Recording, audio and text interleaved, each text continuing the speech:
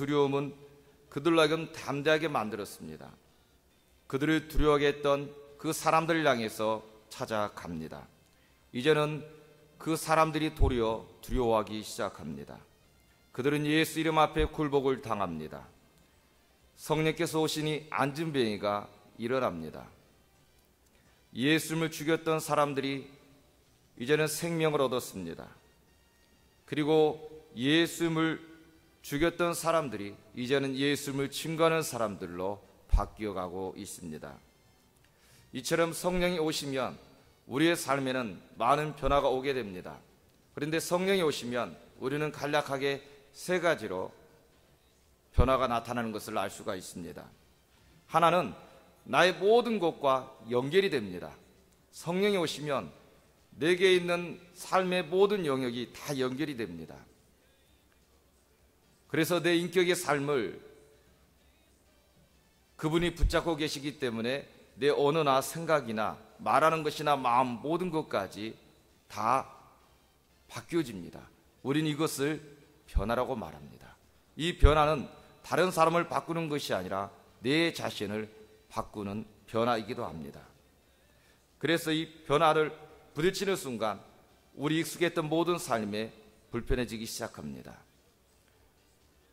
아이를 뵌 임산부처럼 아이에게 모든 것을 맞추기 위해서 절제하고 모든 삶을 돌아보는 것처럼 성령이 오시면 우리의 모든 삶이 그분 중심으로 가게 되어 있습니다.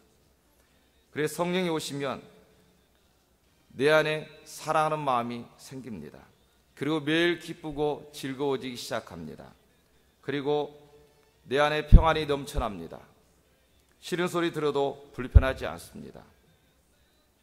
사람들을 향해서 궁금한 마음을 갖게 됩니다. 다른 사람을 섬기게 되고요, 하나님 앞에 흔들림이 없습니다.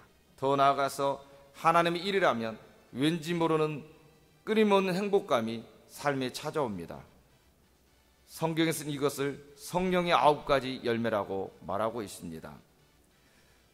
그래서 성령의 열매는 날마다 우리 겉사람은 후피합니다. 그러나 우리 속사람은 날마다 강건해지고 젊어지게 되어 있습니다. 그래서 종려나무처럼 번성하고 늙어도 여전히 결실하며 진액이 풍족하고 빛으로 인해 청정하게 되는 것이 우리 사람입니다. 성령이 오시면 또 하나가 있습니다. 생명을 살리게 되어 있습니다. 그래서 생명을 살리는 것과 성령께서는 다 연관이 되어 있습니다. 왜냐하면 성령은 살리는 영이기 때문에 그렇습니다. 선한 자를 보호하기 위해서 법이 있습니다. 악한 자를 제압하고 억압하기 위해서 법이 있습니다. 그러나 오늘날 세상의 법은 선한 자를 억압합니다. 악한 자를 더 보호하는 게 세상의 법이기도 합니다. 우리가 선하게 살려고 하면 할수록 밀 까부르듯 악한 세력들은 더욱더 선한 사람들을 법이라는 이름으로 굴복시킵니다. 그러나 성령은 선한 사람들을 보호하십니다. 살려냅니다. 성령께서는 스데반을 죽였던 자도 살려냅니다. 그리고 하나님의 사역을 위해서 쓰시기 시작합니다. 인종을 초월합니다. 사마리아나 가서 유대인이나 또 헬라인이나 이방인 그 누구를 만나더라도 다 살아나게 되어 있습니다. 환경도 초월합니다. 좋을 때만 아니라 감옥에 있었을 때도 심지어 많은 사람들이 살아납니다. 살려냅니다. 또 국가도 초월합니다. 사마리아와 유대와 또 열방 모든 민족들까지도 다 복음의 역사가 확장되고 살아나는 것을 보게 됩니다. 이처럼 성령이 오시면 우리 개인적인 삶만이 아니라 우리 시대의 역사와 모든 환경들까지 초월해서 역사하시는 위대함을 볼 수가 있습니다. 세 번째는 성령이 오시면 우리는 감사하게 되어 있습니다. 나를 지으신 이가 하나님이심을 우리는 알게 됩니다. 나를 부르신 이도 하나님이심을 알게 됩니다. 나를 보내신 이도 하나님이심을 고백하게 됩니다. 그래서 나의 다 된 것은 하나님의 은혜라고 우리는 선포하게 됩니다. 나의 달려갈 길 다 가도록, 나의 마지막 호흡이 다 하도록 나로 그 십자가 품게 하시며 나로 나의 된 것은 다 하나님의 은혜라고 감사하게 되어 있습니다. 에스라 1장 1절에 보시게 되면 고레스 원년에 하나님께서 고레스에게 감동을 주시매 이에 하나님께 감동을 받고 예루살렘 여호와의 전을 건축하고자 하는 자가 다 일어나니 은그릇과 황금과 기타 물건들을 즐거이 드렸더라. 하나님께서 감동을 주시기 시작하니까 수많은 사람들이 안정된 직장과 가정과 환경을 다 뒤로한 채에 예루살렘 성전 회복을 위해서 나아가기 시작합니다. 그 사람들은 보통 사람들이 아니었습니다. 모세와 같았습니다. 바로의 공주라 칭함을 거절하고 죄악의 낙서를 누리는 것보다 누리는 것이 애굽의 모든 보화보다 더 귀하다라. 그리고 하나님의 상주심을 바라보는 모세의 고백처럼 참으로 하나님의 손에 최고였던 사람들이었습니다. 그들은 나아갈 때 앞으로 어떤 일이 닥칠지 몰랐습니다. 그럼에도 불구하고 그들은 하나님이신 감동으로 앞으로 나아갑니다. 그들은 잘 먹고 더 나은 삶에서 나아갔던 사람들은 아니었습니다. 오직 하나님이신 은혜의 감동을 받아서 나아갔던 사람들이었습니다. 이처럼 성령이 오시면 우리의 삶의 모든 문제만이 아니라 이 시대의 역사와 하나님 나라를 위해서 능력 있기에 최고의 삶으로 쓰시는 것을 보게 됩니다. 성령은 진리의 영입니다. 성령은 진리의 영이기 때문에 오늘 또 본문에서 사도 바울은 하나님 말씀에 사로잡혀 있습니다. 사도행전 18장 5절에서는 바울이 하나님 말씀에 붙잡혀 유대인들에게 예수 그리스도라 밝히 증거하니, 사도 바울은 가는 곳마다 하나님 말씀에 사로잡혔습니다. 하나님 말씀을 하게 하심에 하나님 말씀이 모든 사람의 마음을 감동을 주심에 그들로 하여금 예수를 고백하고 예수를 믿게 만들었습니다. 또한 사도 바울은 성령께 사로잡혔던 사람이었습니다. 사도행전 16장 7절입니다. 오늘 말씀인데요. 비두니아로 가고자 했을 때 예수의 허락지 아니하시느니라. 8절에서는 밤의 환상이 바울에게 보이니 마게도냐 사람 하나가 서서 그에게 청하여 가로되 마게도냐로 건너와서 우리를 도우라 하니, 사도 바울도 비두니아로 갈 때에 그냥 갔던 사람이 아니었습니다. 기도하면서 계획 속에서 이루어진 스케줄이었습니다. 그런데도 불구하고 성령께서 강권적으로 역사하시니까 그의 삶을 유턴하기 시작합니다. 이처럼 하나님의 말씀에 붙잡혔던 사람이고 성령에 붙들림 받는 사람이 바로 사도 바울이었습니다. 그런데 하나님의 인도하심 가운데서 빌립보에 왔습니다. 귀신 들린 요정을 만났습니다. 예수 이름으로 고쳐주었습니다. 그것 때문에 수없이 매를 맞고 옷을 찢김 당하면서 고통 가운데서 감옥에 갇혔습니다. 그는 한편으로는 여기 오지 않았다면 내가 이런 일이 당하지 않을 텐데, 성령께서 그를 인도했음에도 불구하고 그는 감옥에 갇히고 고통 가운데서 죽음의 끝자락까지 가게 됩니다. 그러고 왜 오지 않았으면 더 좋았을 걸 생각지 않겠습니까? 그래서 사도 바울의 빌립보 감옥에 대해서 아주 잘 묘사한 내용이 있습니다. 세미한 교회 최병남 목사님께서 쓰신 다시 일어남이라는 책이 있습니다. 그분이 온더웨이 교회를 담임하는 잭 헤이포드 목사님 예배 세미나에 가서 들었던 내용을 실었던 내용입니다. 그 내용은 바울과 실라가 찬송으로 빌립보 감옥의 문을 열었던 이야기인데 여러분들에게 나누고자 합니다. 2차 전도 여행 때 빌립보 지구로 간 바울과 실라는 복음을 전하다가 감옥에 갇혔습니다. 복음을 듣고 회심한 사람들 때문에 손해를 보게 된 이익을 갖는 유력한 사람들은 분을 참지 못하고 얼마나 때렸든지 그들은 의식을 잃은 채 깊은 감옥에 갇히고 말았습니다. 당시 빌립보 감옥에는 경범죄를 가두는 외옥과 중범죄를 가두는 내옥이 있었습니다. 바울과 실라는 중범죄를 가두는 내옥에 감금되었습니다. 깜깜한 감옥 속에 같이 의식을 잃은 두 사람 중에 바울이 먼저 깨어났습니다. 높은 곳에 달려있는 창문 틈새로 비춰지는 달빛을 보니 깊은 한밤중에는 틀림이 없습니다. 그리고 찌르레기 풀벌레 소리를 들어보니 꽤나 깊은 밤입니다. 정신을 차리고 보니 얼마나 두들겨 맞았던지 안 아픈 것이 없었습니다. 보이지는 않지만 온몸이 멍투성이가 된 것이 분명했습니다. 발을 조금씩 움직여 보니 착고가 살을 찌르고 발목을 짓누르고 있어 너무도 고통스러웠습니다. 아무런 소리도 들리지 않았고 아무것도 보이지 않았습니다. 갑자기 신라가 궁금했습니다. 신라는 어떻게 되었을까? 살았을까 죽었을까? 말라 비틀어진 입술에 겨우 침을 받으며 떨어지지 않는 목젖에 힘을 주고 조용하게 힘을 다해 신라를 불러봅니다. 신라 거기 있나?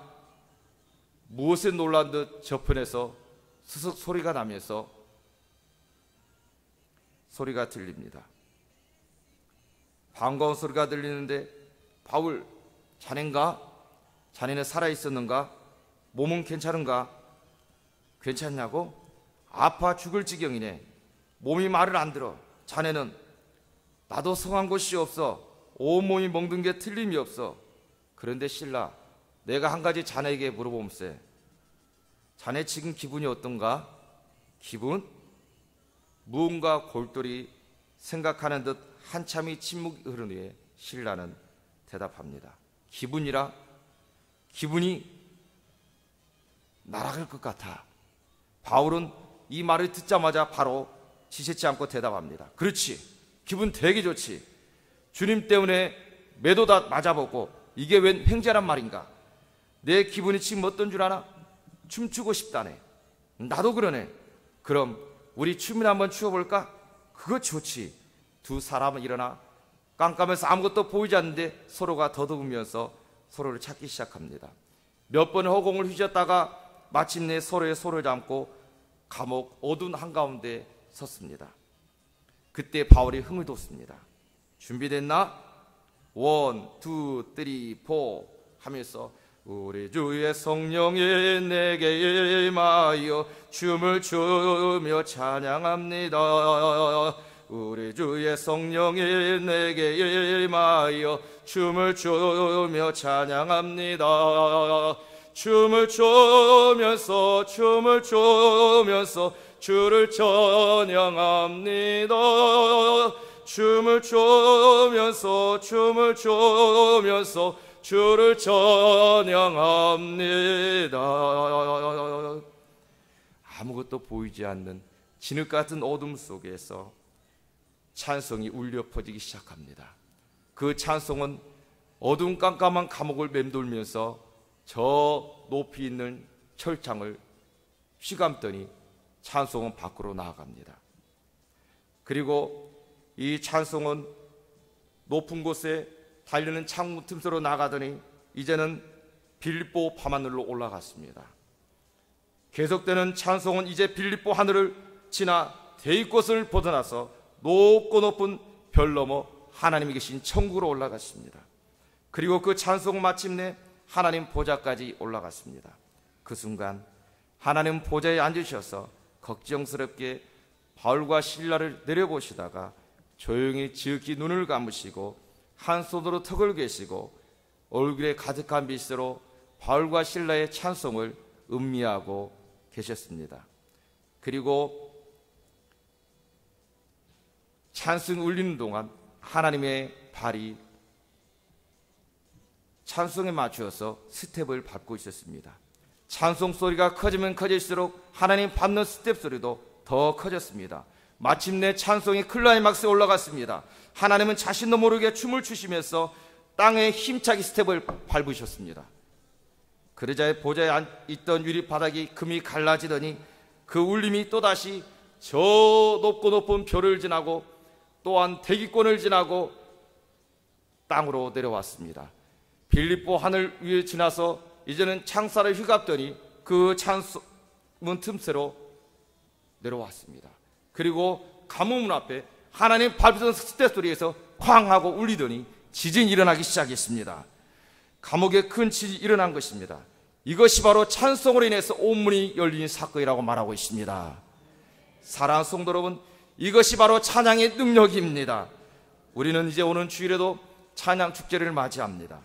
내 노력과 정성으로 찬양 하나님께 드린 것 중요합니다. 그러나 더 중요한 것은 여러분들이 하나님께 찬양하는 그 순간 바울과 실라처럼 나를 가르고 있는 육체의 감옥, 내 삶의 모든 문제의 감옥들로부터 찬송하는 순간 하나님께서는 열어주시고 찬송이 여러분의 삶을 휘감아 하나님 보좌에서 여러분의 삶을 역사할 줄 믿습니다.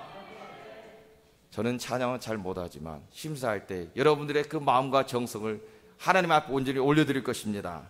사랑하는 성도 여러분, 또한 사도 바울에는 감사가 있었습니다. 빌립보서 1장을 보시면 사도 바울은 지금 감옥에 있습니다. 그런데 1장 3절에 내가 너를 생각할 때마다 나의 하나님께 감사함이라고 했습니다. 그는 감옥에 있습니다. 빌립보에서 가장 많이 등장하는 단어가 기쁨입니다. 감옥과 기쁨이라는 것은 다릅니다. 그런데 기쁨이라는 단어가 빌립보에서 16번이나 사용된다는 것은 사도 바울 영혼 속에, 삶 속에 진정한 기쁨이 있기 때문이라는 것을 우리는 알 수가 있습니다. 그 기쁨 속에서 하나님께 대한 감사가 넘쳐나는 것을 우리는 또한 목격하게 됩니다. 그래서 사도 바울은 감옥에 있으면서도 성도들을 생각할 때마다 감사가 넘쳤다고 말합니다. 그러면 빌립보 교회는 사도 바울을 감사할 수밖에 없는, 정말 그렇게 기쁘고 감사한 교회였습니까? 좋은 것만 있었던 것이 아니었습니다. 그 빌립보 교회도 어려움이 있었습니다. 다툼도 있었습니다. 문제도 있었습니다. 세상에 어렵지 않은 교회는 하나도 없습니다. 많은 사람들이 모이면 영적으로 어떤 분들은 어린아이처럼 낮은 분이 있습니다. 어떤 분들은 장성한 분량이 이르는 충만한 믿음 있는 성도도 있습니다. 사람들이 모이면 경제적으로, 문화적으로, 더 나아가 살아온 환경들이 다 다릅니다. 특히 미국은 개인주의 성향이 강하기 때문에 개인적인 성격들이 7색깔 무지개처럼 다 다릅니다. 그렇기 때문에 사람들이 모이면 생각이 다르고 보이지 않는 때로는 갈등도 어려움도 생기기 마련입니다. 하지만 빌립보 교회는 사랑과 믿음을 이겨내고 하나님 앞에 힘쓴 교회가 빌립보 교회이기 때문에 사도 바울은 늘 감사하고 있음을 알 수가 있습니다. 사도 바울은 하나님 앞에 항상 3가지를 감사했습니다. 그가 3가지를 감사했는데, 첫 번째로 나는 죄인 중에 괴수입니다. 하나님께서 그런도 불쌍히 여기셔서 내게 직분을 주셨다고 그는 감사하고 있습니다. 하나님이 내게 직분을 주셔서 하나님 일하라고 나를 불러주심에 그는 감사하다고 말합니다. 디모데전서 1장 12절입니다. 그리스도 예수 우리 주께 내가 감사함은 나를 충성되이 여겨 내게 직분을 맡기심이니 내가 전에는 회방자요 핍박자요 포행자였으나 도리어 긍휼을 입은 것은 내가 믿지 아니할 때에 알지 못하고 행하였음이라. 우리의 주의 은혜가 죄인 중에 내가 괴수니라. 그는 늘 자신의 죄인 중에 괴수이지만 하나님에게 충성되기 위해서 직분을 맡기심에 항상 감사하면서 살아왔던 인생이었습니다. 두 번째로 사도 바울이 감사했던 것은 내가 하나님의 죄인과 괴수인데도 불구하고 내게 하나님 믿음의 좋은 성도들을 만날 수 있는 것에 그는 감사했습니다. 그래서 빌립보 1장에서는 내가 너를 생각할 때마다 나의 하나님께 감사하며 간구할 때마다 너희 무리를 인하여 기쁨으로 항상 간구함은, 이렇게 말합니다. 그렇습니다. 이제 오는 주일이면 추수감사 주일입니다. 저 또한 하나님께서 교회 성도들을 섬기라고 보내신 1주년을 맞이하게 됩니다. 제게 가장 큰 은혜와 기쁨은 바로 여러분들을 만났다는 것입니다. 이렇게 은혜가 큰데 추수감사주일까지 맡게 되니 은혜는 갑절로 기쁨이 됩니다. 목회자에게도 실수가 있을 수 있습니다. 뜻하지 않게 성도분들의 상처를 줄 때도 있습니다. 때로는 하나님의 믿음의 공동체를 잘 이끌지 못할 때도 있습니다. 그럼에도 불구하고 목회자를 신뢰하고 순종하면서 여기까지 오신 여러분들을 하나님이 귀히 여기신다는 사실입니다. 사도 바울은 그처럼 늘 감사했던 것은 자신에서 기도하고 브리스 아굴라처럼 항상 헌신했던 사람들에 의해서 감사가 넘쳐났습니다. 사도 바울은 세 번째로 또 감사가 있습니다. 이처럼 죽도록 고난을 당했는데, 누가 봐도 버림받았다고 생각할 정도로 고난을 받았는데 항상 그는 하나님 은혜를 받았다고 고백하고 있습니다. 고린도서 15장 10절입니다. 내가 모든 사도보다 더 많이 수고하였으나 내가 아니요 오직 나와 함께 하신 하나님의 은혜로다. 늘 하나님 은혜 가운데 그는 감사할 수밖에 없었던 것입니다. 그렇다면 사랑하는 성도 여러분, 하나님께서 오늘날 저와 여러분에게 원하신 것은 무엇일까요? 사도 바울은 빌립보 지역 들어갈 때에 기도하는 가운데서 저 많은 요정을 만났습니다. 나사렛 예수 이름을 선포하면서 귀신들 요정을 고쳐주었습니다. 그러자 그로 인해서 이인을 잃어버린 주인들에 의해서 고발당하고 매를 맞고 또한 관원들에 의해서 갇히게 되었습니다. 사도 바울은 하나님 위에 인도한지를 모르지만 하나님께 사도 바울을 보내신 것은 바로 복음이 전해지지 않으면 그 빌립보 지역은 멸망당하고 생명을 죽어가는 그 현장이기 때문에 하나님은 사도 바울을 보내셨음을 우리는 알 수가 있습니다. 당시 빌립보는 로마의 군사의 요충지가 빌립보입니다. 그리고 이처럼 영적으로 타락합니다. 영적으로 물질적으로 타락한 하나님 보실 때에 갈 때까지 간 곳이 바로 빌립보 지역에 있습니다. 19절에도 주인이 자신의 이글 수만이 끊어진 것을 보고 물질에 사로잡히는 사람들을 보여줍니다. 20절과 17절에 보면 권력에 사로잡히는 사람들을 보여줍니다. 우린 이것을 보면서 무엇이 느껴집니까? 이 세상 역사가 느껴지지 않습니까? 오늘날 많은 사람들은 한국과 미국을 볼 때에 많은 지도자들에게 집중합니다. 앞으로 한국과 미국이 어떻게 될 것인가 걱정하고 염려를 바라봅니다. 여러분 기억하십시오. 모든 세상의 역사는 하나님의 절대 주권 아래 놓여 있다는 사실입니다. 하나님의 섭리 가운데 모든 것이 진행된다는 사실입니다. 이 세상은 타이타닉호와 같습니다. 거대하지만 안전할 것 같지만 그렇게 자랑했지만 세상 가운데 침몰해가는 배에 불과합니다. 뛰어난 지도자를 만날 수 있습니다. 영적으로 도덕적으로 깨어있는 지도자를 만날 수 있습니다. 그러나 침몰하는 배를 좀 더 더디가게 할 뿐 하나님 역사를 멈추게 할 수는 없는 것입니다. 많은 사람들은 침몰하는 배 가운데서 자료를 배치하고 모든 것을 재정돈하는 데 집중할 때에 하나님께서는 누군가 도와주지 않으면 멸망해 가고 죽을 수밖에 없는 그 사람들을 위해서 복음의 구명정을 띄우기를 원하십니다. 많은 사람이 이 시대 가운데 어떻게 돌아갈까 걱정하지만 하나님 오늘 또 당신을 세우신 교회와 믿음의 사람들을 통해서 사도 바울을 빌립보에 보낸 것처럼 오늘 또 복음의 구명정을 하나님이 띄우기를 원한다는 사실을 기억하시길 바랍니다. 우리는 바로 거기에 집중해야 합니다. 사도 바울을 보게 되면 내가 감옥에 갇혔고 얼마나 맞았고 얼마나 고통스러웠고 얼마나 힘들었는지 거기에 지엽적인 것에 마음을 빼앗기지 않습니다. 오늘 우리는 이 세상을 살아가면서 우리의 삶의 개인적인 것에 지엽적인 것에 마음을 빼앗겨서는 안 되는 것입니다. 오직 하나님께서 우리를 부르시고 인도하신 복음의 구명정을 선포하고 전하는데 우리의 삶이 쓰여지길 주님은 원한다는 사실입니다. 하나님께서 교회를 세우시고 하나님께서 저와 여러분의 직분을 주셨다면 우리는 하나님이 세우신 나라와 민족을 위해서 최선을 다해야 됩니다. 이제는 미국 대통령도 선출되었습니다. 이제는 미국도 새롭게 나갈 것입니다. 저는 어릴 적에 밭농사를 지어봤습니다. 밭에 가서 돌을 고르는데 그 밭이 산 밑에 있었던지 골라도 돌이 끝이 없이 계속 나옵니다. 한국은 지금처럼 많이 덥습니다. 그런데 습도까지 더합니다. 어린 나이에 어머니를 쫓아서 둘이 돌을 고르는데 끝이 없는지라 저도 모르게 불평하면서 어머니 해도 돌이 끝이 없이 나오는데 이거 계속 해야 됩니까? 눈에는 돌이 안 보이잖아요. 근데 어머니는 계속 땅속을 캐내면서 땅속에 감춰진 돌을 갖다 호미로서 다 긁어내고 바구니에 담아서 뚜개 버리십니다.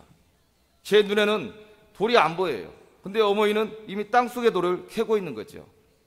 그럴 때 저도 모르게 짜증내는 소리로 이제 그만하시죠. 그러자 저희 어머니 그런 말씀합니다. 그래. 그러나 돌을 많이 골라내면 골라낼수록 더 기름진 땅이 되고 더 풍작이 된단다. 저는 그 말을 잘 깨닫지 못했습니다. 근데 요즘 들어서 그 말을 조금씩 깨닫게 됩니다. 이제 우리는 1년 동안 하나님 은혜 가운데 달려왔습니다. 이제는 미국도 대통령이 뽑혔고 새롭게 미국은 나갈 것입니다. 이제는 하나님의 교회도 하나님이 세우셨습니다. 여러분들도 하나님이 보내주시고 직분도 하나님이 주셨습니다. 믿으십니까? 그렇다면 우리는 이 세상 가운데서 복음의 구명정을 새로운 시대는 마음껏 띄우시길 간절히 소원합니다. 여러분 장로님들, 안수집사님, 권사님들에서 많이 기도해 주시기 바랍니다. 새해는 하나님의 일꾼도 세워서 하나님의 교회를 이 시대 가운데서 복음의 구명정을 띄우는, 우리는 그것에 집중하는 교회가 될 것입니다. 많은 사람들은 배에 침몰하는 것에 집중하고 거기에 마음이 뺏길 때에 하나님의 교회, 우리의 삶은 오늘 또 사도 바울처럼 복음의 구명정을 가지고 달려갈 때에, 오늘 또 찬송과 기도 감사할 때에 여러분과 저의 삶 가운데 하나님 놀라운 은혜가 있는 줄 믿습니다. 기도하겠습니다.